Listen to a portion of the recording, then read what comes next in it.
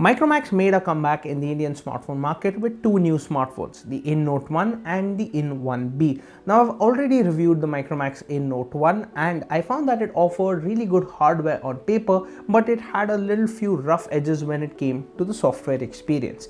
And that brings me to the Micromax In 1B. Now this particular smartphone raises a few questions in my mind. One, it is the most aggressively priced smartphone by Micromax, so have they cut a few corners to meet that price? And second, will history repeat itself with the software? How is the software experience on this smartphone?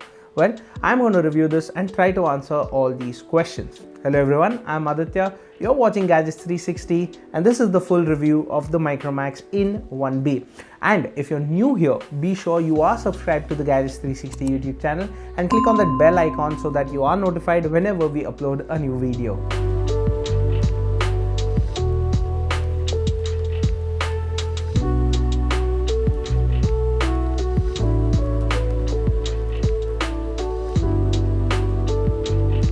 The Micromax In 1B looks quite a lot similar to the Realme C11, which is its closest competitor.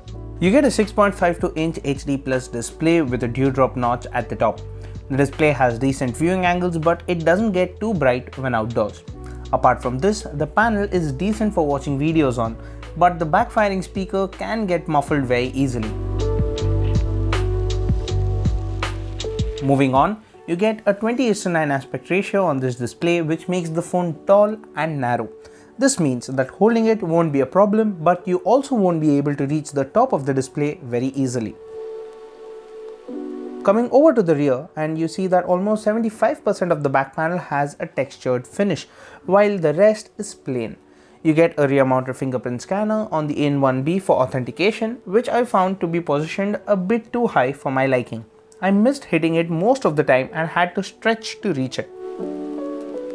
Apart from this, there's a dual camera module that fits almost flush with the rear panel. I had the purple variant of the Micromax In 1B, but you can have one in blue as well as green color options. On the hardware front, Micromax has opted for the Mediatek Helio G35 SoC to power the In 1B. There are two variants on offer. The base variant has 2 GB of RAM and 32 GB of storage, and it is priced at 6,999 rupees, while the higher end variant has 4 GB of RAM and 64 GB of storage, and this one is priced at 7,999 rupees. And I had the latter for this review. In terms of software, the In 1B runs stock Android 10 out of the box, just like the In Note 1. For a start, there are no pre-installed bloatware apps, which is good. You'll find the traditional 3 buttons for navigation, but you can switch to swipe-based navigation if you prefer that.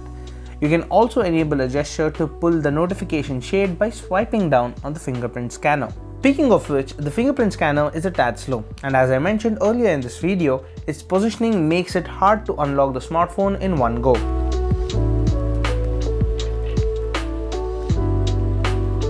So now let's get to the part that you all have been waiting for, the performance of the In 1B. Now given the price of the smartphone, I wasn't expecting a lot out of it, but to be honest, it did deliver some really good performance. So if you are a casual user, you wouldn't really have a lot to complain about.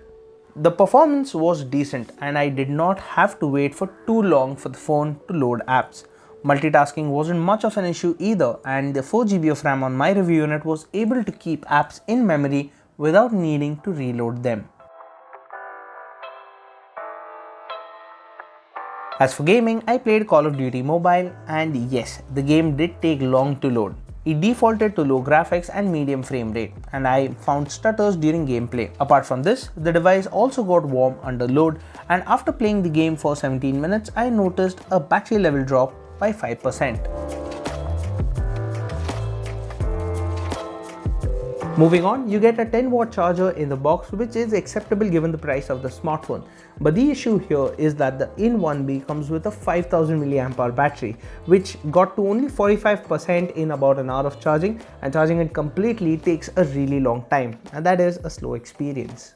But anyway, you should be able to get about a day and a half worth of casual usage out of the Micromax In 1B.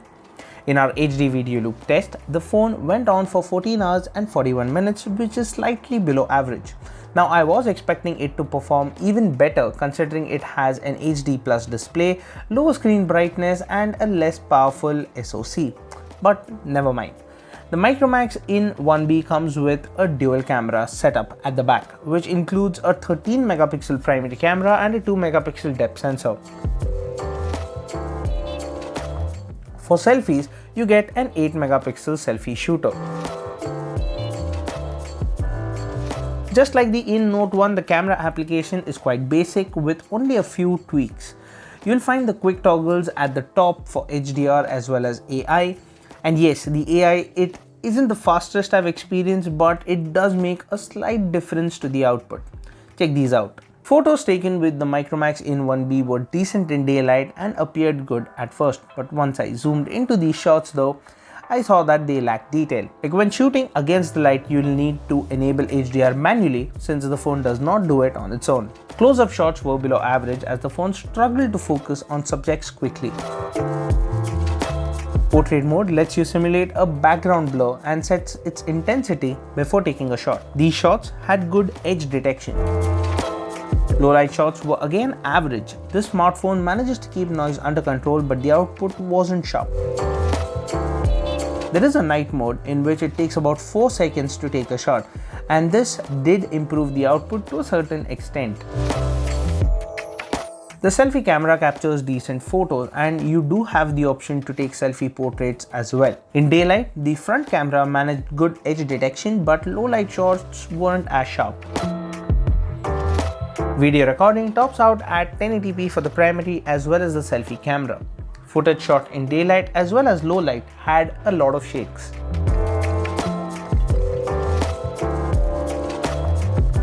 The In 1B is the most affordable new offering from Micromax and packs in decent hardware for the price. Since it isn't too expensive, my expectations of the In 1B were reasonably low as well, and it largely lived up to that standard. The one thing that annoyed me about the In 1B is the position of the fingerprint scanner. I had to consciously stretch my finger every time to reach it in order to unlock the smartphone. For a casual user, the Micromax In 1B should suffice, and it is easy to recommend as it offers better value than the Poco C3. If you're still looking for more alternatives, you can take a look at our list of best smartphones under 8,000 rupees. And that was my review of the Micromax In 1B. Now, what do you think about the smartphone? Let me know that in the comments down below. If you have any questions, well, post them down there as well, and I'll try to answer as much of them as I can. And for all things tech, stay tuned to gadgets360.com.